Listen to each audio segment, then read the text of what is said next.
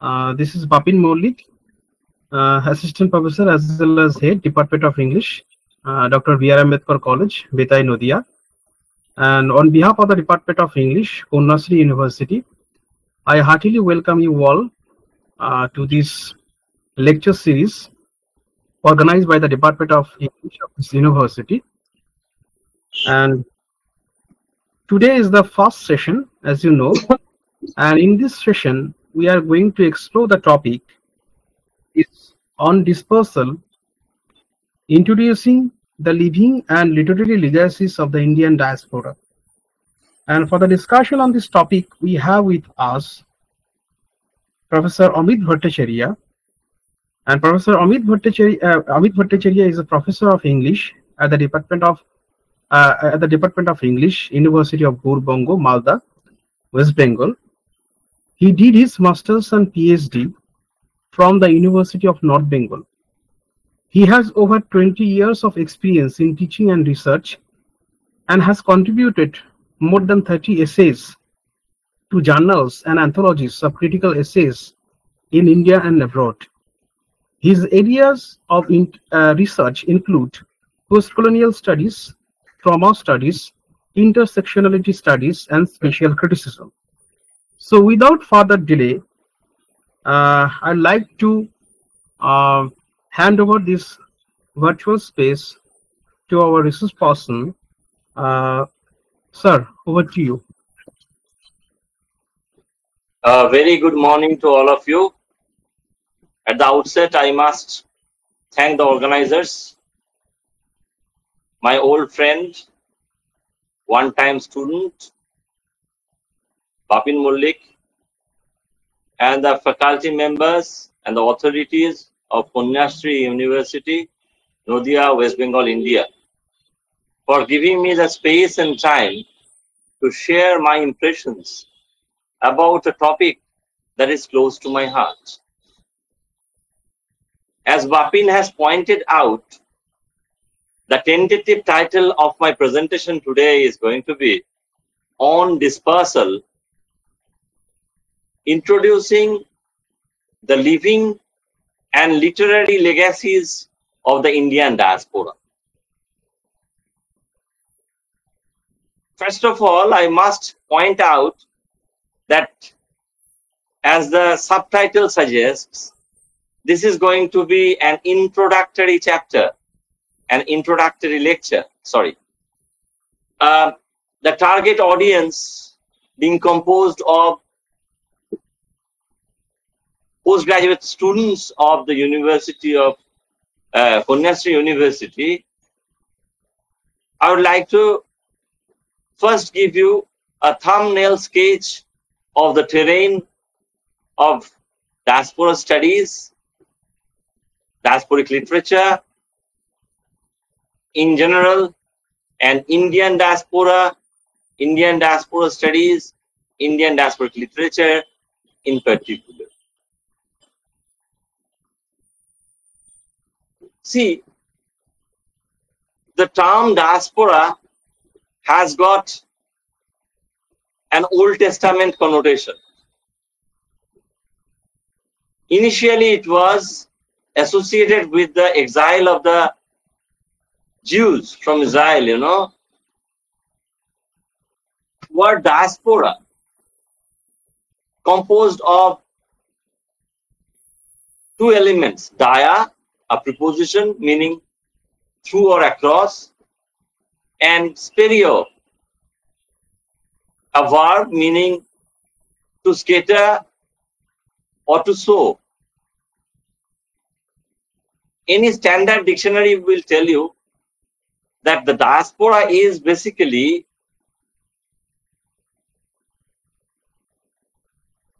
a marker that denotes the scattering or dispersal of a people, of a language, or a culture from one place to another. The place of origin being that in which there was a concentration of this. So from concentration to dispersal, the trajectory is one of scattering, like the scattering of seeds.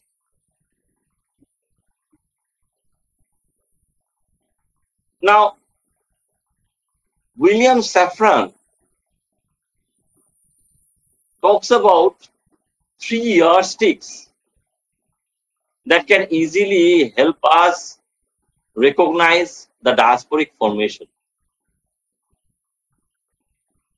Dispersal from homeland, memory of homeland, and a feeling of solidarity among the ethnic groups scattered from the homeland and now living in a foreign land, a host land.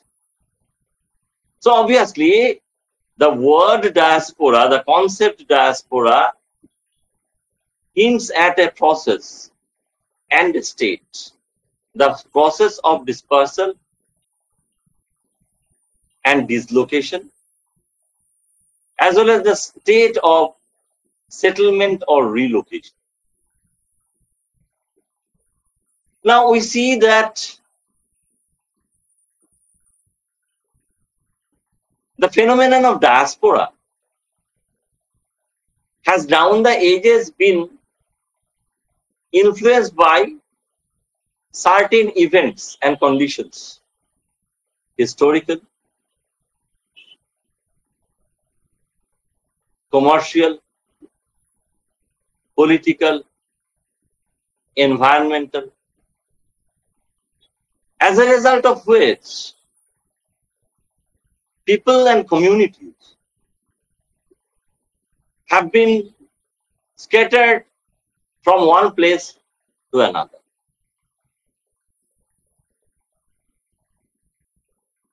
Based on the nature of dislocation and the nature of destination, diaspora has been divided into four categories. They are victim diasporas, labor diasporas, imperial diasporas, and last but not least, trade diasporas. You know, colonization, slavery, indenture, environmental degradation, all have in their own ways led to the dispersal of people from one place to another. And that's why, you know, diaspora studies over the years has become a vibrant field of knowledge and academic inquiry.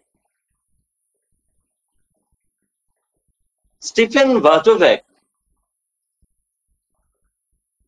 tries to point out the three perspectives from which diaspora studies is being approached today: as a social form, as a type of consciousness, and also as a mode of cultural production. We know that at one time the sun never set in the British Empire.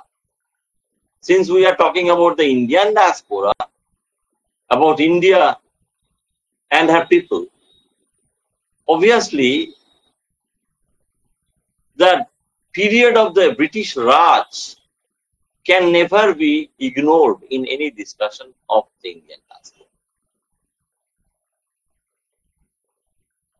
You know, the encounter between the colonizers' ideology and the colonized subjectivity is what gives us the terrain of post-colonial studies. Post-colonialism and post-coloniality has much to do with diaspora today, as can very easily be understood from the fact that a particular type of diaspora, as I have pointed out earlier, is called imperial diaspora. And that is why large-scale dispersal of communities from colonies to the mother country and throughout the length and breadth of an empire, these things have led to the creation of Indian diaspora. When we talk about the Indian diaspora, a critic whose ideas we can never overlook, in fact, two critics. One will be Vijay Mishra, another will be Makarand Paranjap. In 2001, Makarand Paranjape had told us about a shift in the consciousness and expression of the Indian diaspora. He talks about the last 2 decades, meaning the 1980s and the 1990s, that led to a sea change in the apprehension and expression by, for, and of the Indian diaspora, whereby it had gained from a minority status a majority status. Here, Paranjape gives a disclaimer from. By majority status, he does not mean numeral superiority. Numerical superiority is not what he talks about by using the word majority. On the contrary, he talks about majority from the perspective of a growth, development of consciousness, whereby people of the Indian diaspora could, for the first time in the early years of the present century, they were able to look at themselves, the host land, and the homeland, meaning India, with detachment and a critical humor. In the process, they did not slacken or lessen their engagement and emotional attachment to the homeland. However, both India host lands like the United Kingdom, the United States of America, and other parts of the West, the Indian diaspora could reckon itself as a powerful social group. Here, the shift was gradual,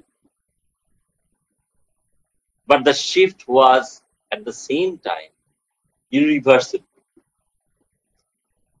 As a result, from the point of rupture, the physical and temporal difference between the homeland and the hostland was slowly being supplanted by the point of juncture by way of a transnational consciousness, whereby the stress was not on what Vijay Mishra has termed the impossible mourning. On the other hand, networks, combinations, organizational synergy, political muscle flexing, policy inputs, and a vibrant cultural and literary output, these came to distinguish and characterize the Indian diaspora. When we talk about the Indian diaspora, my dear friends, we have to understand that the spirit of Indianness in the Indian diaspora is at once ideological and idealist, whereby there is a kind of a notional stasis that is associated with the conceptualization of the Indian diaspora by its parts and members. Why am I saying this? Now I am addressing predominantly, if not exclusively, my target audience, the PG students of the Department of English, Purnasri University. You know, my dear friends, that there is a course on the writings of the Indian diaspora. You are supposed to study certain terms and concepts and texts. For example, poetry by such diasporic writers as Agha Shahid Ali, Mina Alexander, Uma Parameshwaran, and so on and so forth. And also fiction. Let me name a few of them. There is V.S. Naipaul, there is Vikram Sheth, Chitra Banerjee Divakarini, and so on and so forth. And there are critical essays by Bhava, by Salman Rushdie, and there is. First of all, let us look at the writers and the works chosen for your study. That will give us a pointer to the conceptual and literary terrain that we have to traverse. This being an introductory lecture, I am not going to go into detail about any particular text, but I will refer in the passing to many of them and any of them. You see, look at the writers of the Indian diaspora that have been selected for your study. Who are they? Where are they now based? That is important for any understanding of the nature and scope of their diasporic engagement with life and letters. Because if you remember, at the outset I was talking about the nature of the dislocation and the destination.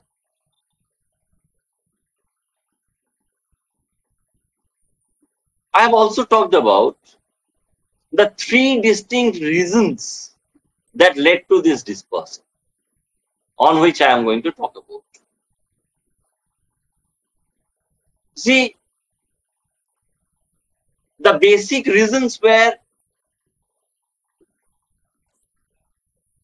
I am generalizing for the sake of convenience, three: political, historical, and professional. You know about slavery? In search of cheap labor, the West, as we have read in Africa by Rabindranath Tagore or Tagore, brought people from the so-called dark continent of Africa to the Americas and Europe. It led to a large-scale dispersal of communities and individuals. Obviously, they will fall under the head of victim diasporas. You think about the blacks, the African Americans, the black British, like Jackie Kay, a writer, Toni Morrison, and so on and so forth. Similarly, after the abolition of slavery, hapless, poor people, political personas non grata,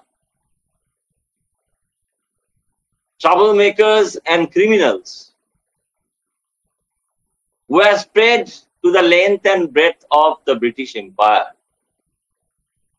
by way of what was then called and is also called now the institution of indenture, the coolie diaspora. You think about someone like V.S. Naipaul, whose ancestors were brought to the West Indies, the Caribbean islands, from India. V.S. Naipaul, my dear friends, is a Trinidadian British writer of Indian descent. You can talk about Sam Sullivan, you can talk about Davidin, and so on and so forth. You can talk about M.G. Vasanji, Rijvi Lal, and others. You see, their ancestors had been brought from India by way of an agreement which gave to them the dubious distinction of being called Girmitiyas, because the agreement was pronounced as Girmit by often illiterate coolies. Similarly, we know that colonization and imperialism had led to not only an encounter between cultures, a clash of the cultures maybe, if you will, but also uh,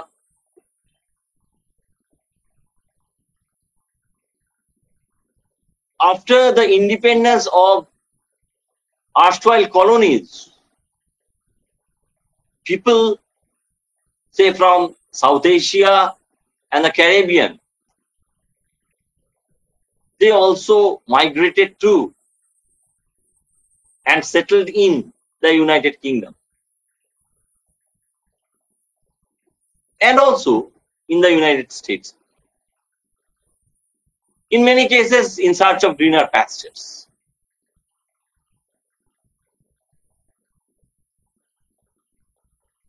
Now, why is diaspora consciousness important for us to study, being students of literature and the humanities? You know,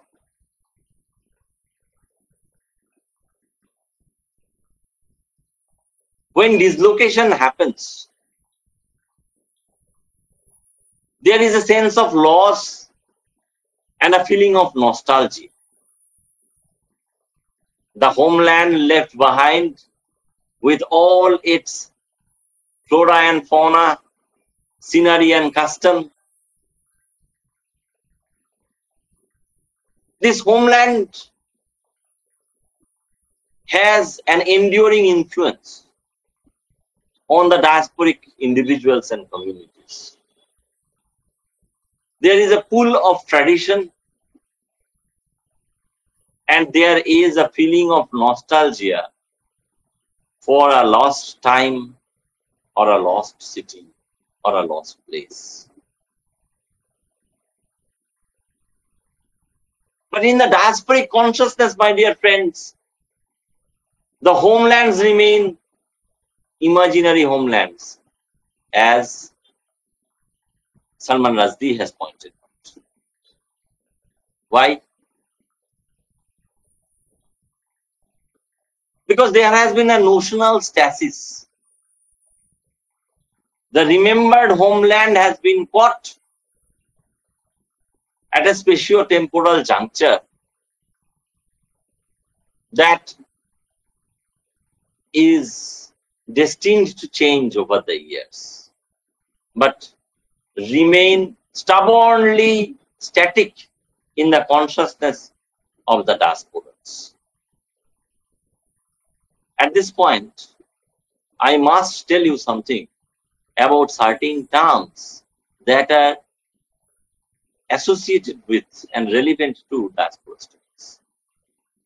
For example, there is migration, meaning a large-scale dispersal or shift of habitat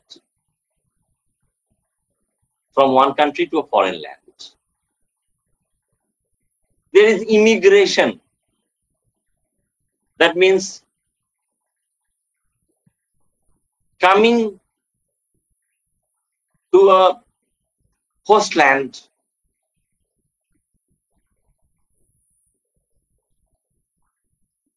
by dislocated individuals or communities. Then there is emigration, EMI, that is associated with the departure from the homeland. So you immigrate to the United Kingdom or the United States, and you emigrate from India or other places in South Asia or the erstwhile colonies.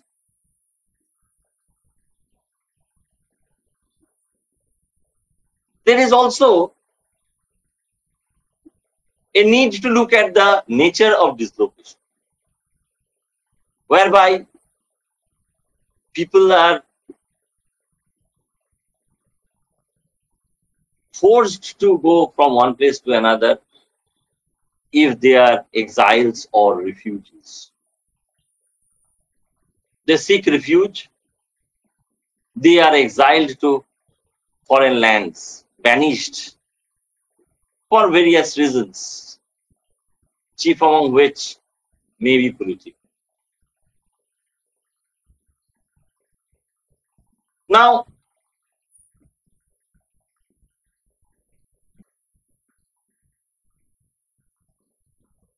since we have much to cover, and at my back I always hear times winged chariot hurrying near, let me look at the texts. Then obviously we will have to come back to the important concepts of diaspora studies and the legacies of the Indian diaspora. What is the living legacy of the Indian diaspora? It is the change in the demographic pattern in the host lands. A substantial and unignorable ethnic group springs up in the host lands based on nationality. So there is unity in diversity. A Gujarati, a Bengali, a Tamil, and a Bihari may be brought together under the diasporic umbrella based on their shared Indianness. At the same time, they are often perceived to observe and perform their unique social customs as Biharis, as Tamils, as Kannada or as Gujaratis. See, the literally the legacy of the Indian diaspora is also very important for two reasons. As a diasporic community, Indians belong to the upper echelons or at least the middle echelons of the hostland societies, wherever they go. Educationally advanced, technically skilled, financially reasonably off, and culturally vibrant. They have enough grist for literary output. And because they have endured various historical processes leading to their diasporic entity,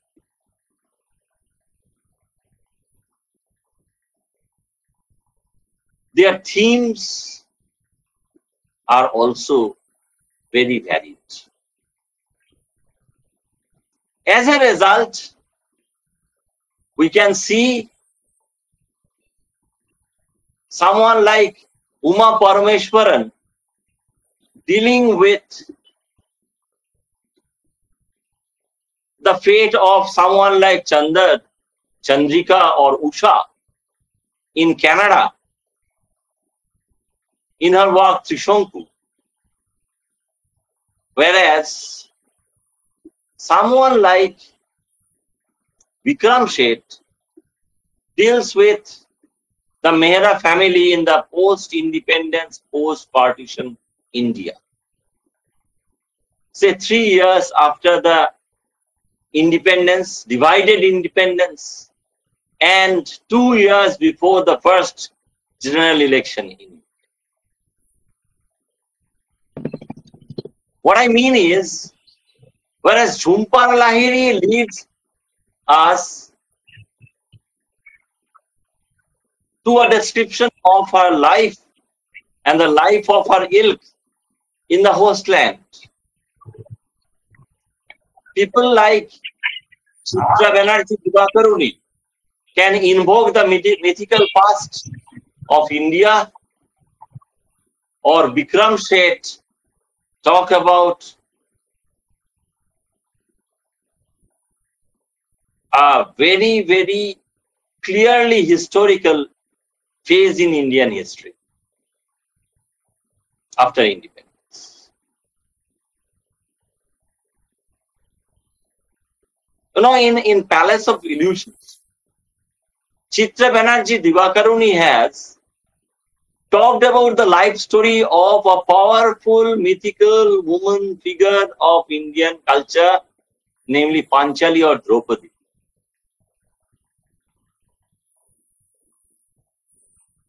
On a metaphorical plane, if the Palace of Illusion can mean existentially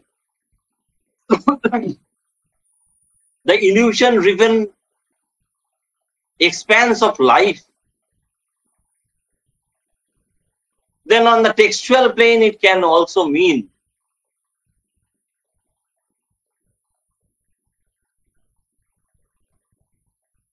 the place of ambition and power struggle in Indraprastha, the palace built by Moy, or the palace of deceit in Hastinapur,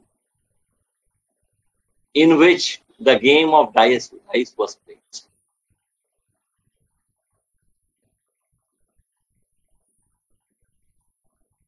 As I was telling you,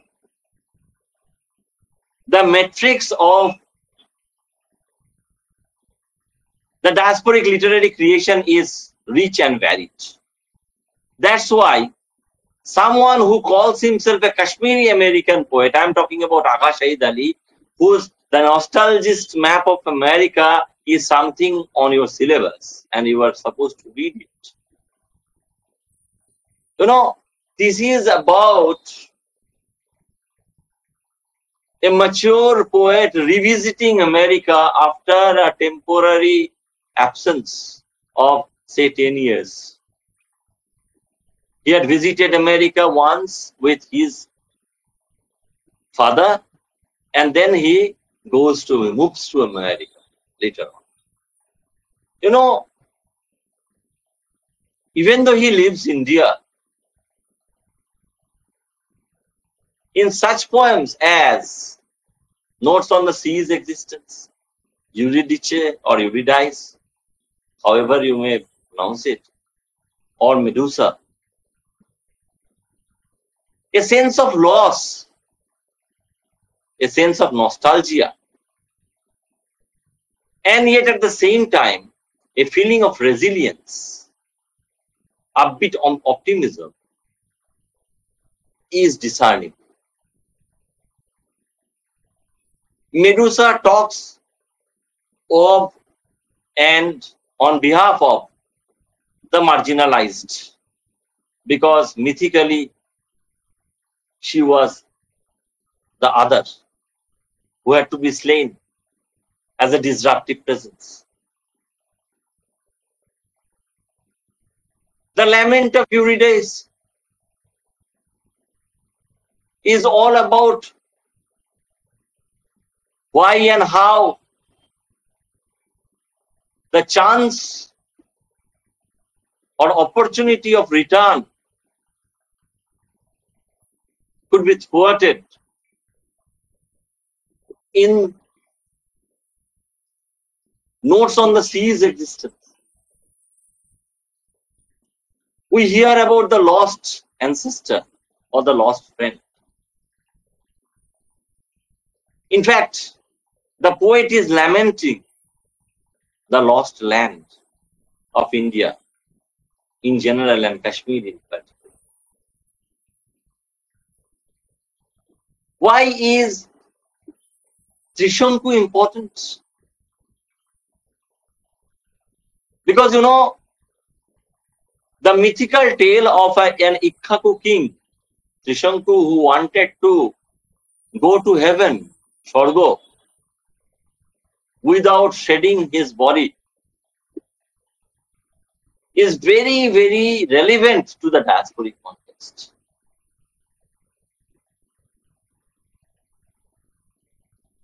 Through analogies, to comparisons, Parameshwaran invokes the condition of the diaspora. Like Trishanku's head down posture, the social status of someone like Chandar, in spite of his educational and professional preeminence, is that of an at best tolerated and at worst resented outsider.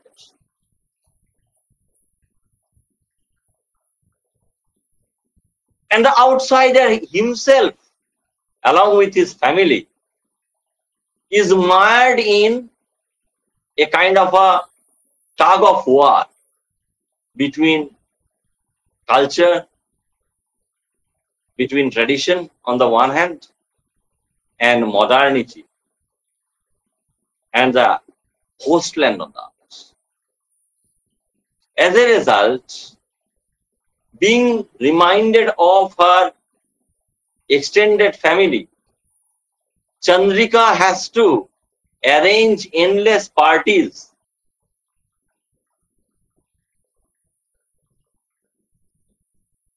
to retain her own tradition of hospitality in whatever garb she can, but also it is the diasporans' desperate attempt at socialization or embracing a kind of a urbanized, centralized modernity. And that is why Nina Alexander, in her house of 1,000 doors, talks about the doors of memory.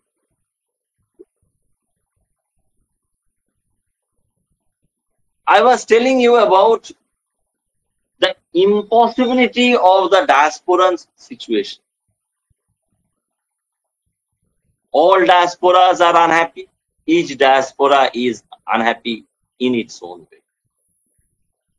But at the same time, all diasporas are resilient and each diaspora is resilient in its own way. And that's why, even though the point of origin and the possibility of return to the homeland is never far from the minds of the diasporans, they have to contend with the ubiquity, the here and now of their diasporic reality.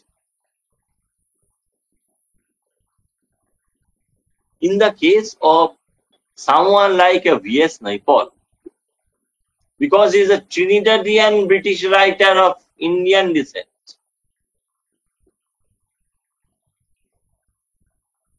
his situation is a bit complicated because in his case, home is the Caribbean islands, port of Spain or Trinidad. You know, this urge to build a house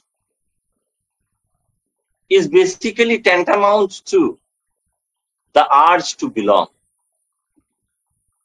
It may be illusory, but it is essential in order to regain the orientation of the diasporic individuals and communities.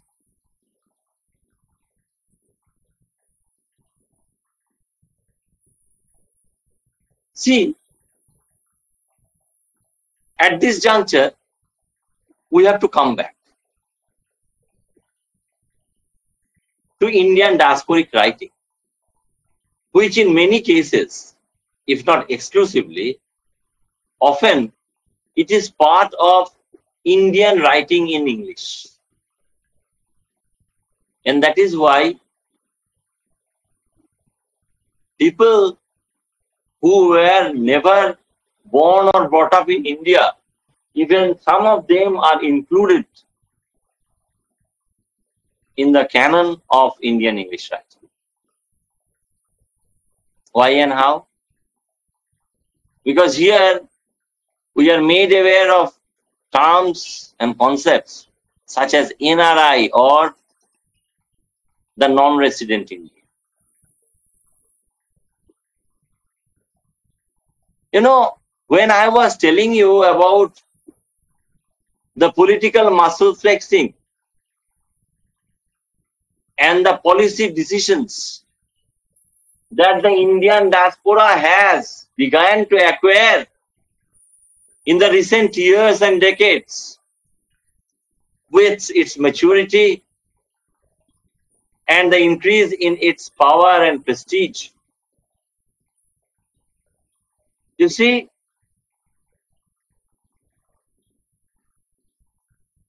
their literary output nowadays is exhibiting what can be called a trans-national consciousness. Why is it important in our study of the diaspora and diasporic writings? Because you know, Indian diaspora in particular, and almost every diaspora throughout the world in general, has understood the need to remember but go beyond the point of rupture that diasporicity tends to entail. But the point of juncture combination, connection, association, and leverage that transnational consciousness and transnationalism per se tries to propagate, often beyond and in spite of national boundaries and borders.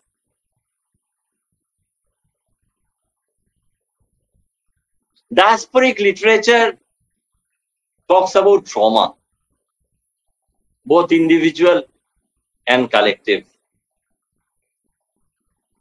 Being dislocated, I am reminded of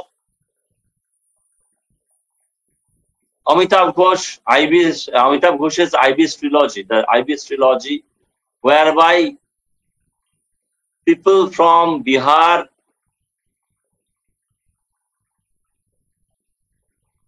or Bengal, they were cut off from their own land and locale and taken to a place like Mauritius. Even though it created an Indian diasporic community in Mauritius, it also led to a lot of heartburn. Looking back at the homeland and a creation of an India in microcosm in places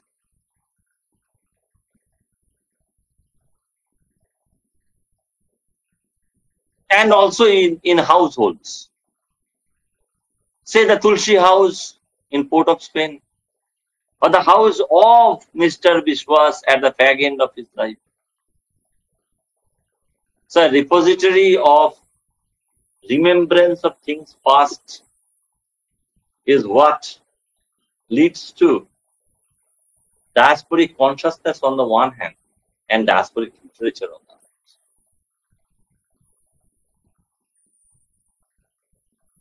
We know that the legacies of diasporicity that we are talking about today means amalgamation on the one hand, accommodation on the one hand, and more importantly, hybridity on the others. And that is why Mina Alexander frequently uses the metaphor of bronze and alloy as indicative of the diasporic identity that is hybrid.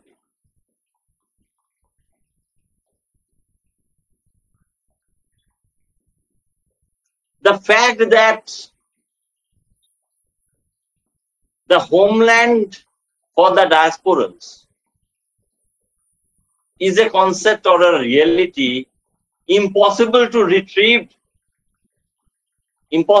retrieved.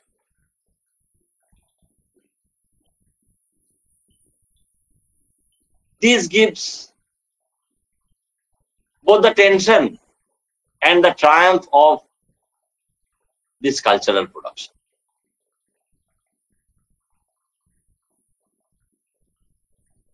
Be it the diasporic films, diasporic paintings, diasporic cuisine, or diasporic literature.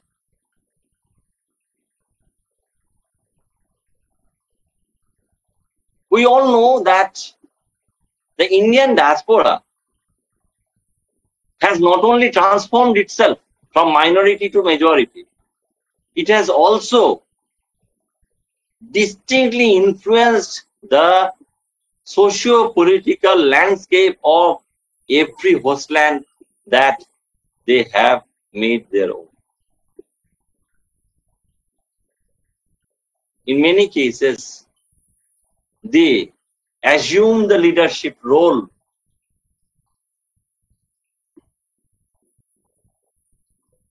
certainly in the case of the South Asia, and also mostly in the case of Asia. And that's why Pan-Asianism is a thread or a strain that is discernible through the diasporic patterns. Now,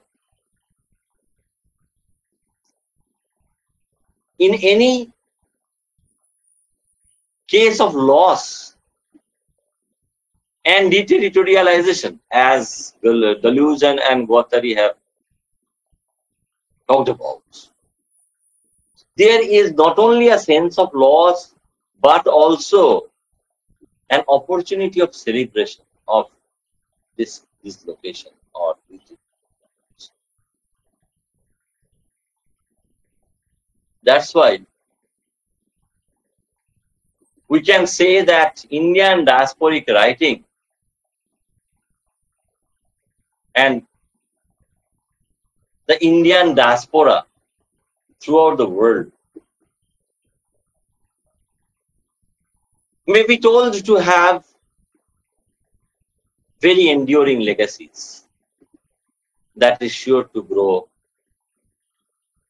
with the assumption of office, of power and trust by Indians, not only of national governments, but also of transnational networks, organizations, and corporations. With this, I come to the end of my presentation and invite any amount of questions and comments from the audience.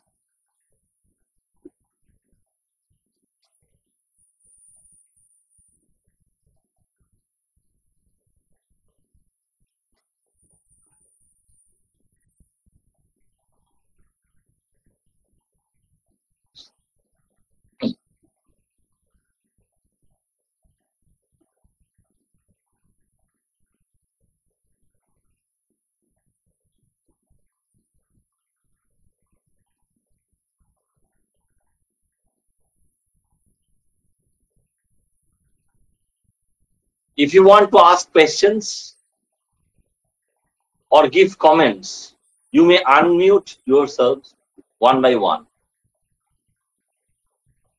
And if you write the questions in the chat box, the organizer may pass them on to you.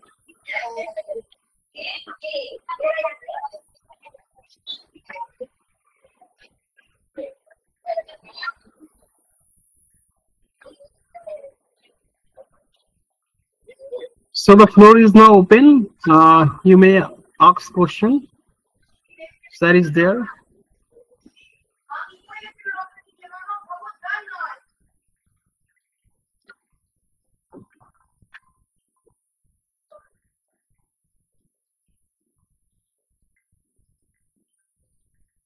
Is there any question?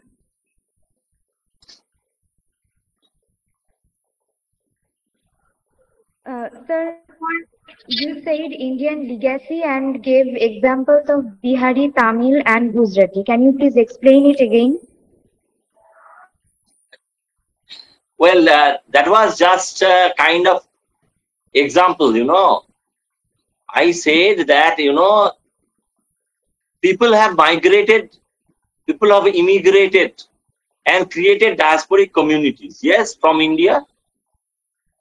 Now, these Indians, they have gone from various states. People from Bengal, people from Bihar, people from Gujarat, people from Punjab, people from Tamil Nadu, people from Kerala, they have gone to various places. Say, in the case of Canada, there is a concentration of Punjabis. In the case of the Gulf countries, there is a concentration of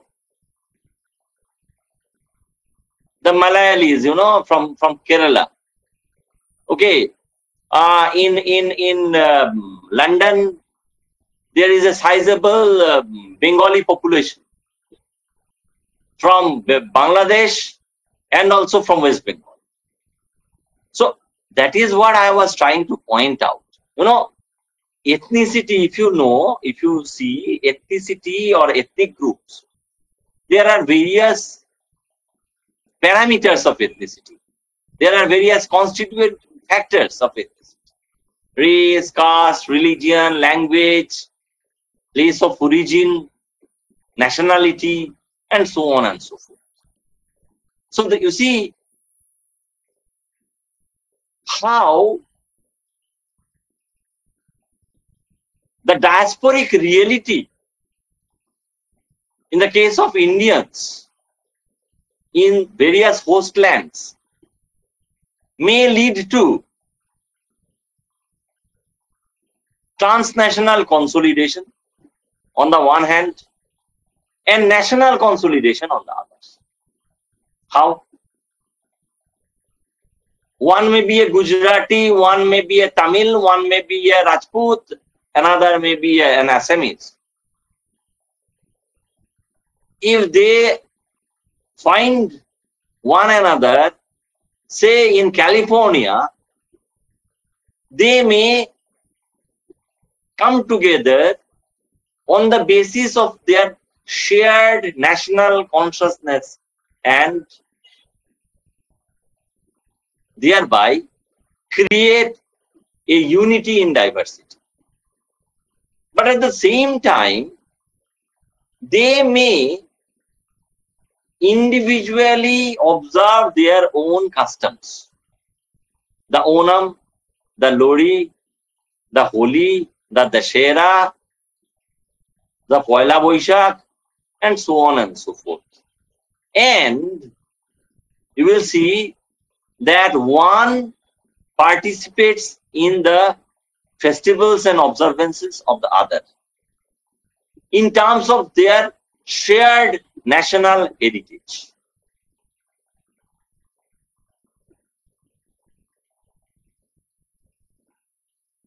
Any other question?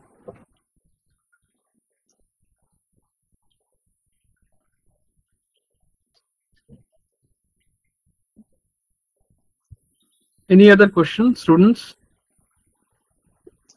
Sir, Yes.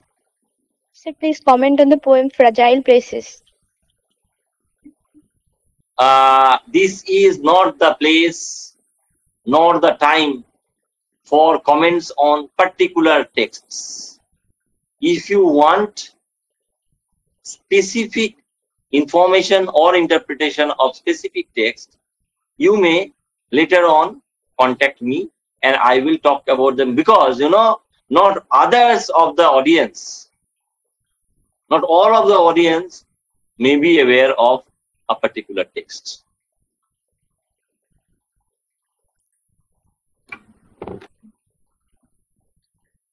Any other question? Sir, what is the relationship between postmodernism and diaspora? Well, the connection is at once indirect and pervasive. The new diaspora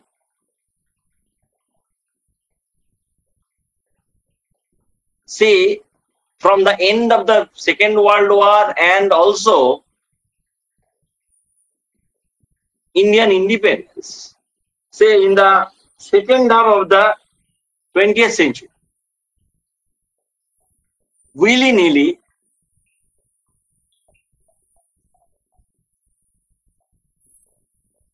has lived in a postmodern time where or in which the principles of uncertainty, diffusion, the problematization and interrogation of the fixed center or fixed meaning, the interrogation of the megamyths and meta-narratives have also questioned the confines of such categories as nationality. And that's why there has been an uninhibited transaction between categories,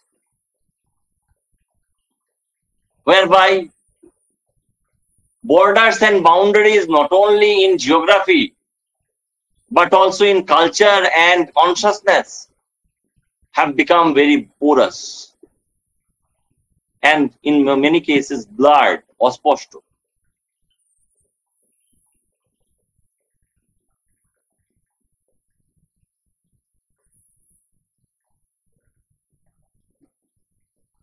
Moreover, the question of reality, the question of history in the true postmodern sense has been tackled and in many cases interrogated by diasporic writers. For example, Agha Shahid Ali, in whose case the sense of loss is so pervasive that memory is found to interrogate mainstream or conventional history.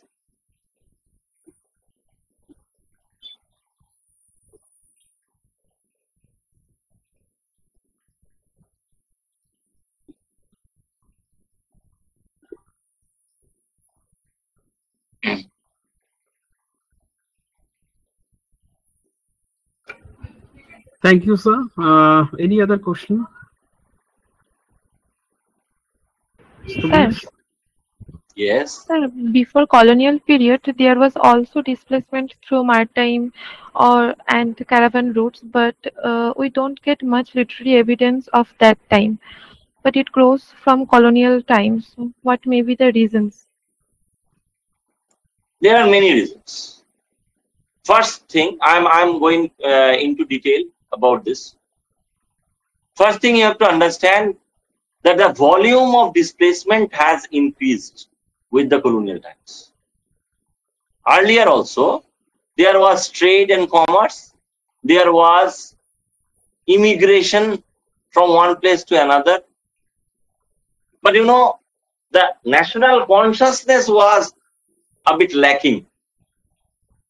And that's why if somebody went to, say,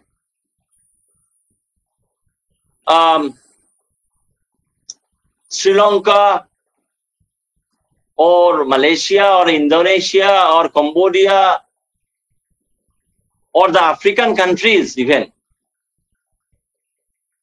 they were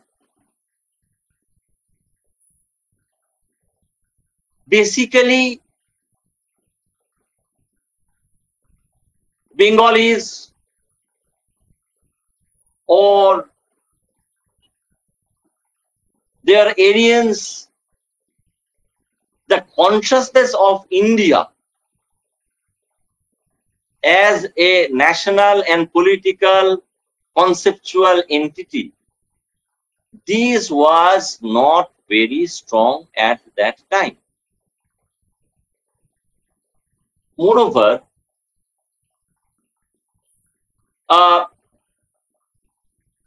in many cases, there were the people who went, they were sailors, they were traders, they were adventurers of fortune, maybe soldiers.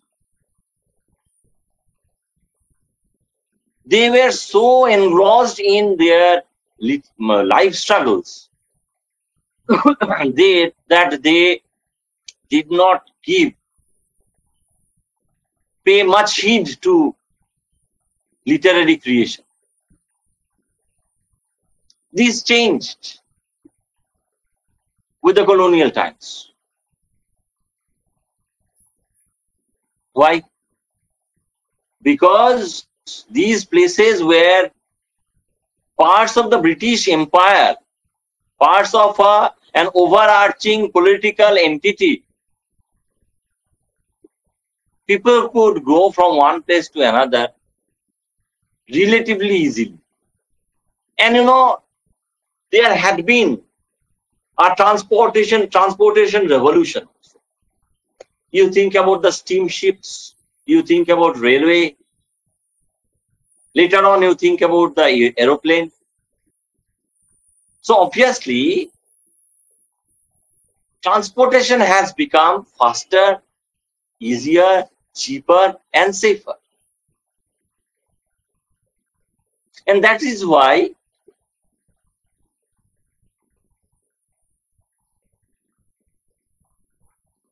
the diasporic displacements have grown in volume, in number. Similarly, as I was telling you during my presentation, what differentiates Indian diaspora from many other diasporas of the kind is the fact that the members of the Indian diaspora in various Western hostlands are educationally more advanced, technically more skilled, financially more well off, that means better off. And that is why the chance and the incentive to write about their lives, their thoughts, have appealed to the members of the Indian diaspora more and more as the diasporic communities have gained in power and prestige.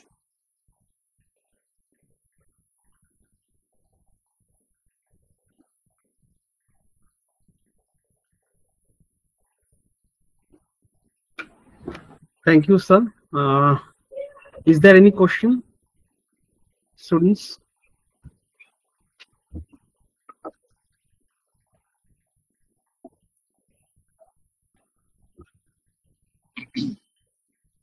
Thank you so much, sir, for your valuable answers. I have another question that how would you distinguish the colonial and post-colonial diasporic literature? What are the basic distinguish in their features, themes? You see, the thing is, thank you for this question. Now, first of all, we must understand one basic thing. Please try to understand this, that there cannot be specific clear-cut boundary line of differences. Diasporic literature evinces certain characteristic features.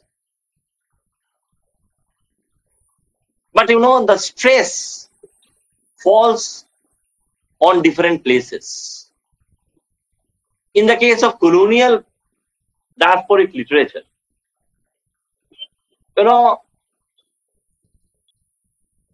first thing you have to understand that is that Indian diasporic groups in places such as the United Kingdom, Canada, or the United States, or the Caribbean islands, they were not very powerful. Neither were they very confident. So, they seldom wrote.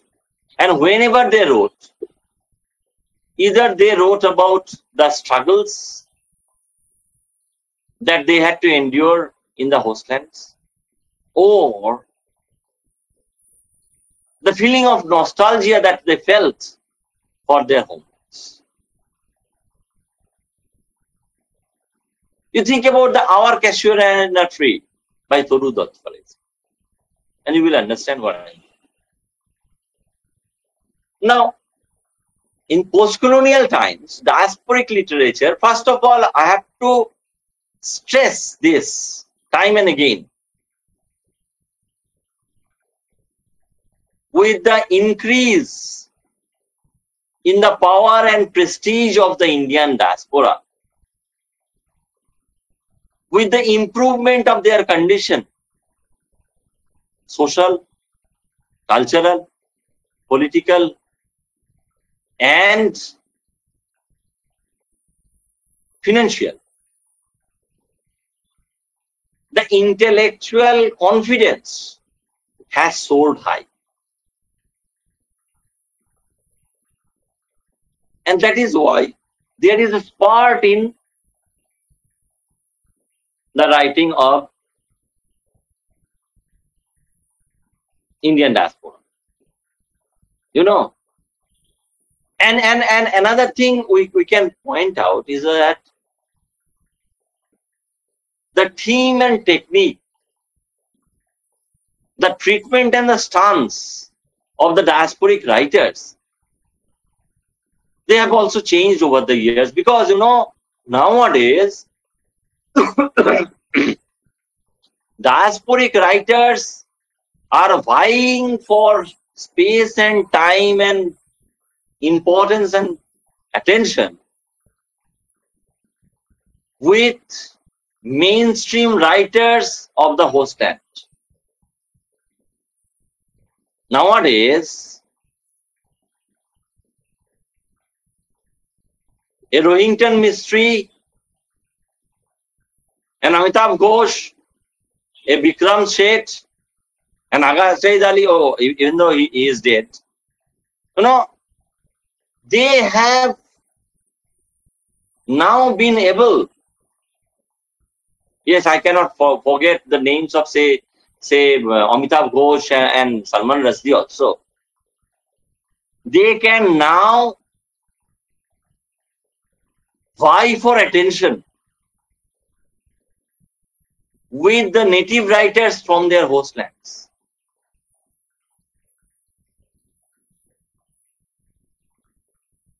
Now, a Salman Rushdie can contend with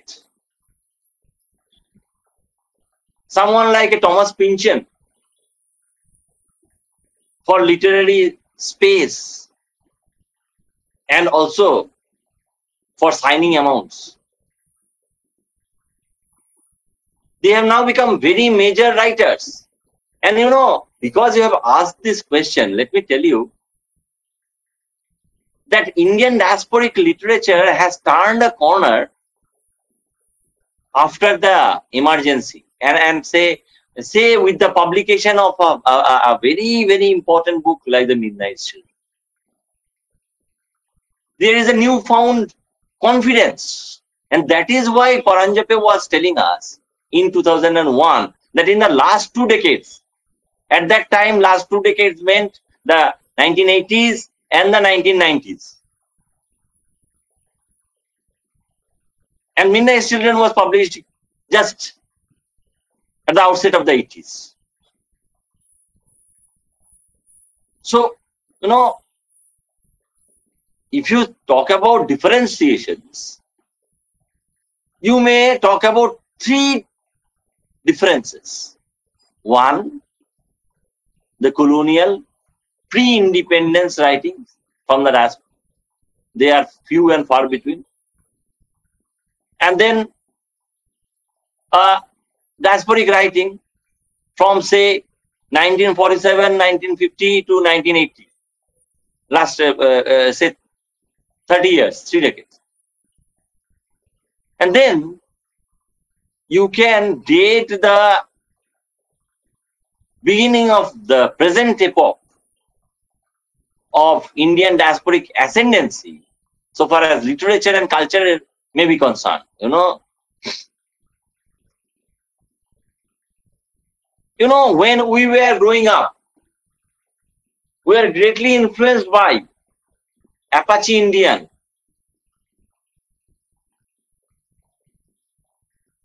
of obviously Indian descent. And people who lived in the foreign lands, in the hallowed lands of the West, that they had made it big, inspired and influenced a new generation of Indian academics, entrepreneurs who immigrated to the Western centers and made them their own.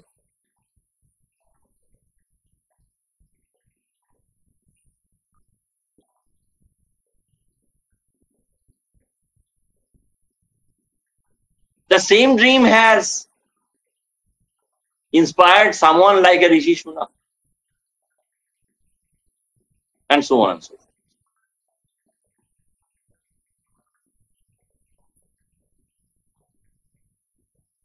Or a Bobby Jindal. Any other question?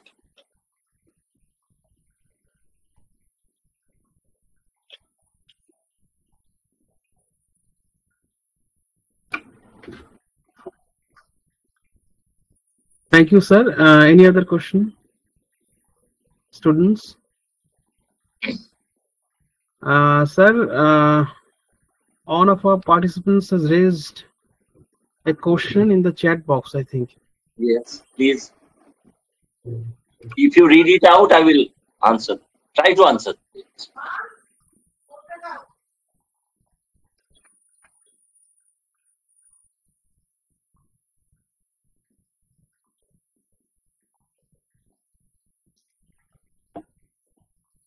Uh, Anyone can read it out.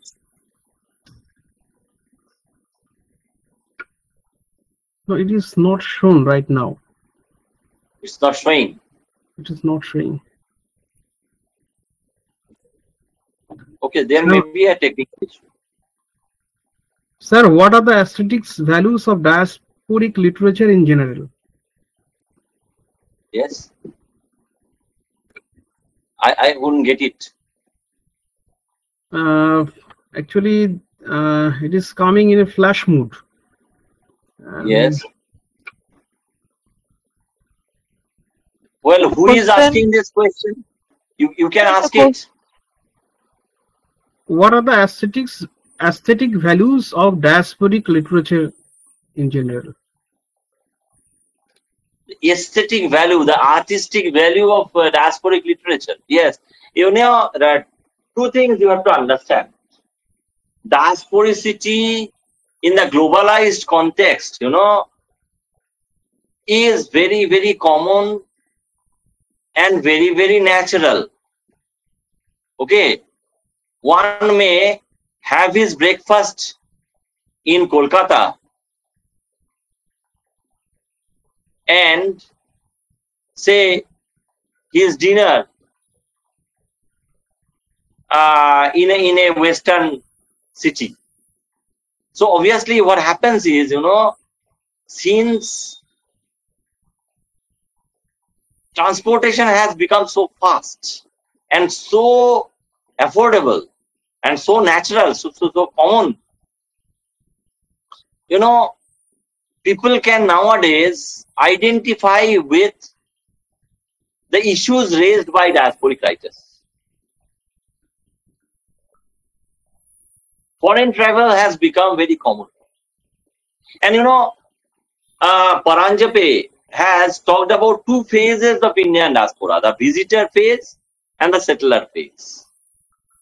In many cases, you know, you go as visitor and then ultimately settle down. Even in the visitor phase, you know, you are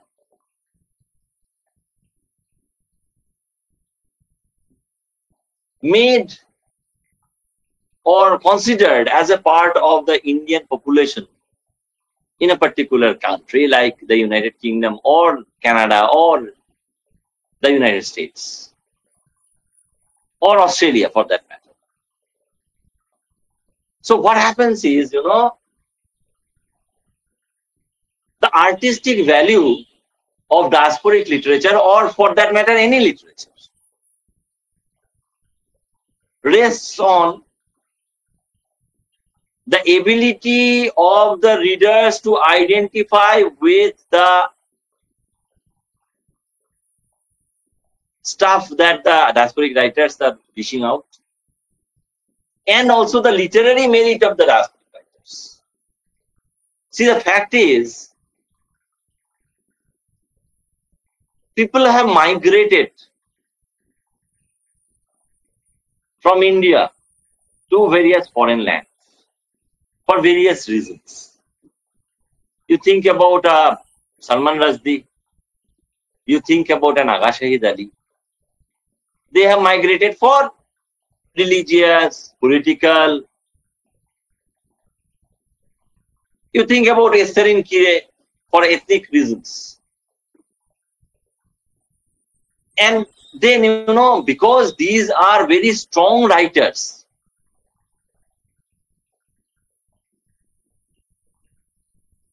their addition to the diasporic camp has led to an improvement in the quality of diasporic literary output. As a result, the power and prestige and the presence of diasporic literature has increased over the years. What did they talk about?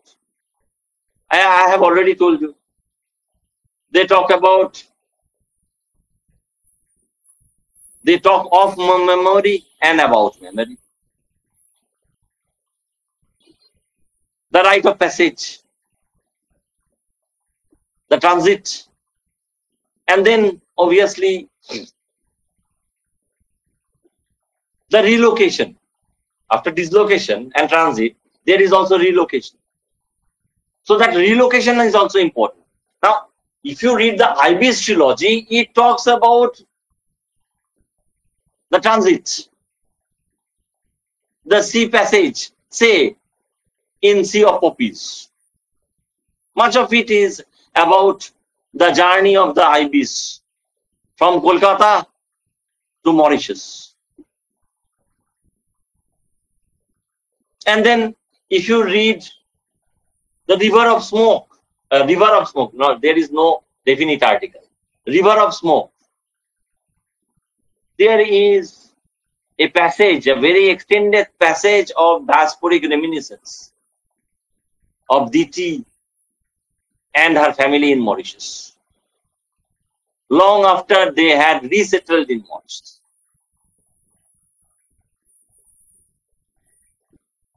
So that's that.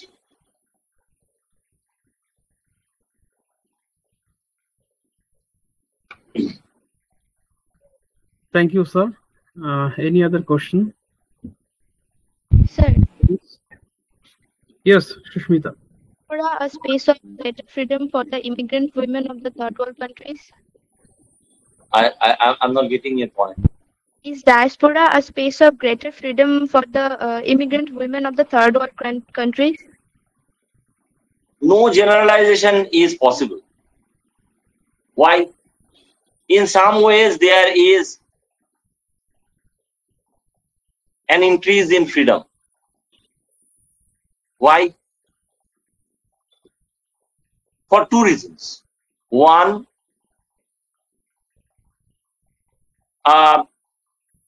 lack of moral constraints with the slackening of traditional moorings and the exposure to Western values and societal realities.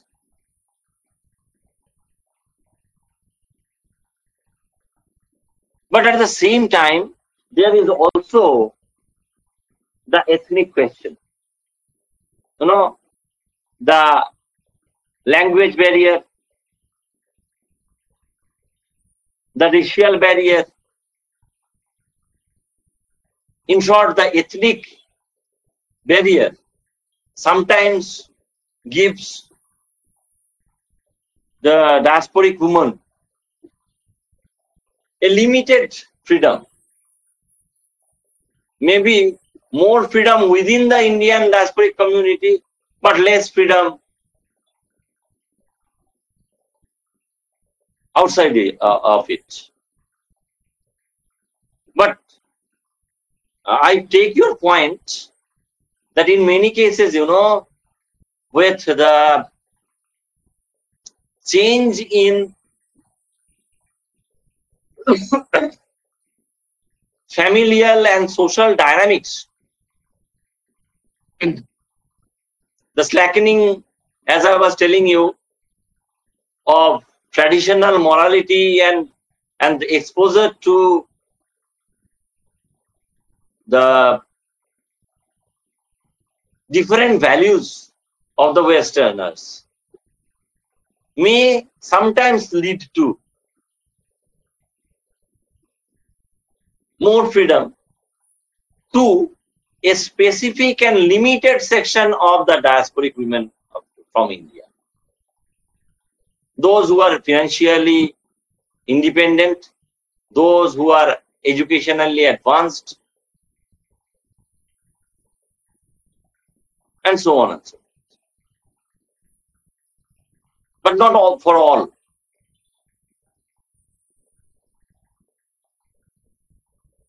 Yes.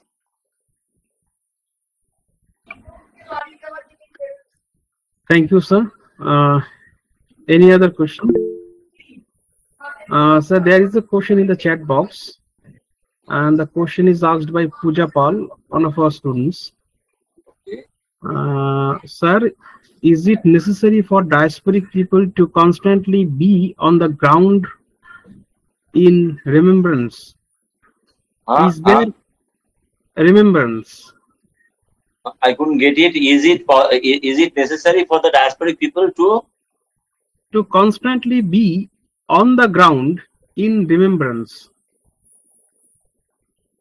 The question is not clear, but what I can make out. She has also asked something. It is attached with the same question. Is there any indication in diasporic literature that diasporic people are enjoying the new community? Okay, good. Even though the framing of the question is defective, the thought behind the question is really remarkable. I must thank Pooja for this question. There are two parts to this question. Number one, are the diasporic people always nostalgic about their homeland? You, Pooja, you put them yourself into their shoes. You may suppose you are taken from Krishnanagar to California and become a part of the Indian diaspora. Well, you will talk about, you will think about Adhar Ghosh, you will think about Chunni. You will do that. You will think about Mayapur, you will think about Navadvip, very much. Donekhali and Fulia. But my dear friend, you will have to live in the present. Life in the diasporic context is full of fast-paced decisions and ability or readiness to change or adapt yourselves to the changed situation, different realities. So I can't say that they always enjoy their new communities, their diasporic ubiquity here and now. They do, and they do not.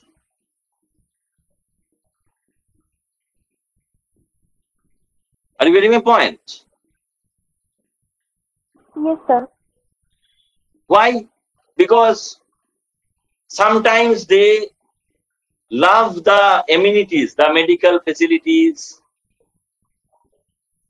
the public works, and so on and so on. But at the same time, they are subjected to hate crimes. You think about the 9/11 attacks. After the 9/11 attacks, because the Sikhs also put on the turban, they were thought of as Muslims and they were beaten up, many of them. So obviously, you have to understand that life is not to be put in any pigeonhole. It is shapeless, formless, amorphous. So whether you enjoy or endure, it is for every situation and every individual, every community, every group to feel and express.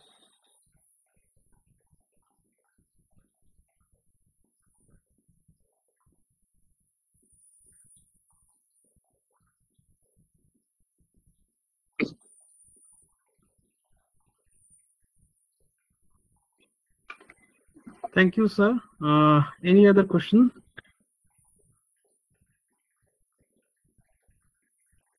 See, if you have questions, you can put them to me. I'm a teacher. I am not usually or easily tired out. Thank you. Otherwise, we may call it a day.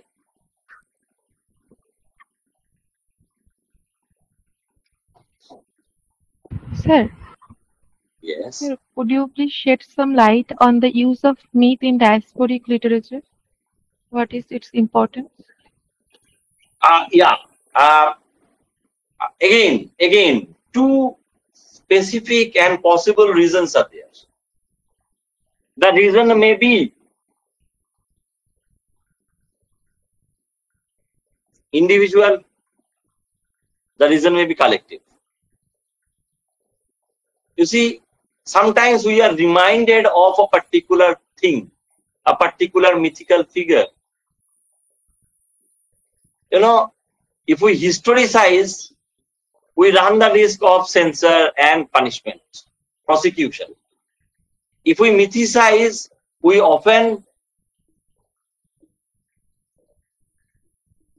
can escape punishment.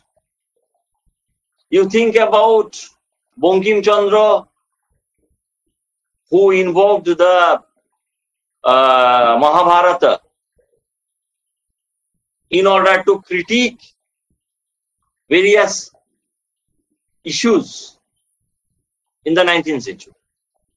You may think about Palace of Illusion. The war-torn world makes the message of this illusion still relevant. Similarly, we may think about Trishonku. There also, myth has been reworked, and it can very easily explain the diasporic reality of individuals, like Chandar, who is like a Trishonku, a mythical Trishonku in real life. Why? Because he is denied full accommodation into Swargo or Canada. So there is only a grudging acceptance. What happened? Vishwamitra, a powerful sage, had championed the cause of Trishonku. And when people like Indra, the king of the gods, did not allow him to enter Swargo, Vishwamitra took up his sword and found a place for him. But in this case, Vishwamitra's blessing can be modernized into the academic excellence and professional eligibility of Chandar.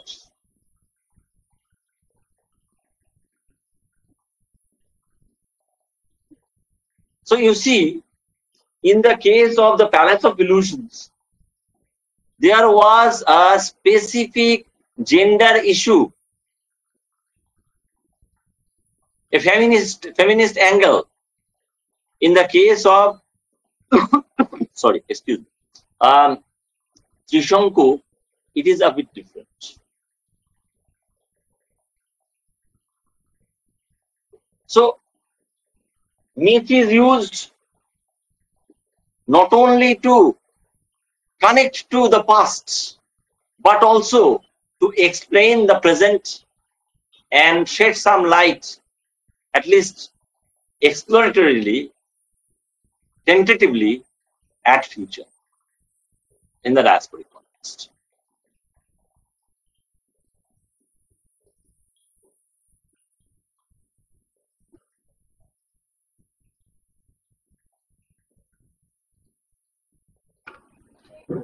Thank you, sir. So I think there is no question right now. If No, Bapin, just 1 second. Huh? You sure, see, when the diasporic writers use myth, I must tell you, they don't always use Indian myths. They may use Western myths also. You think about the two poems by Akasha Idani, there are other poems, okay? Red Riding Hood, no longer little. So they can use Western myths also. Now, why do writers use myths, ancient myth in contemporary writings? If they find some affinity, situational or individual, or they can critique contemporary reality in the guise of myth. So this is what I wanted to point out. Yes, Bapin. thank you, sir. So we are almost at the end of this session. Dear participants, if you have any question, then you can raise, you can forward the question to us, and we'll forward the question to our resource person. Any other question, sir? Just 1 second, Bapin. Again, Yes, one sir. had asked me a question about the fragile places. I give you my word of honor that I will forward some material and maybe my own opinions to Bapin later on. Okay, sir. Thank you, sir. Okay, so we are almost at the end of this session. Am I audible, sir? Am I audible, sir? Yes, you are. So on behalf of the Department of English, Purnasri University, it is my privilege to propose vote of thanks on this session. And I take this opportunity to express my gratitude to Professor Amit Bhattacharya for accepting our invitation and delivering such a wonderful, thought-provoking and enlightening talk. Professor Amit Bhattacharya has pointed out some important issues like dispersal, memory, feeling of solidarity by referring William Safran, and he has also pointed out some important concept that is victim labor, imperial trade, colonization, environmental degradation, and British Raj by referring Vijay Misra, Makaran Paranjape. And Professor Bhattacharya has also pointed out why diaspora studies is important, and he has justified the title of today's talk. And he has also raised the question of homeland nostalgia and the concept of imaginary homeland by referring Salman Rushdie. And he has also pointed out some critical terms, important terms, which are associated with diaspora studies, that is migration, immigration, emigration, and of course the concept of Trishanku. And I hope that the students of the Department of English, Purnasri University, they will start to think in a different manner after this lecture. And with this, and of course, I'd like to extend my heartfelt thanks to all the participants for showing interest to this special lecture and expressing their innovative ideas that make it dialogic on. And I also thank Dr. Devobroto Saha, Registrar, Purnasri University, for his constant help to organize such lecture. Last but not the least, I must thank Google Meet, without which it is impossible to organize such program virtually. Once again, thank you all for joining us. Thank you, sir. It has been a pleasure. Thank you. Thank you, sir.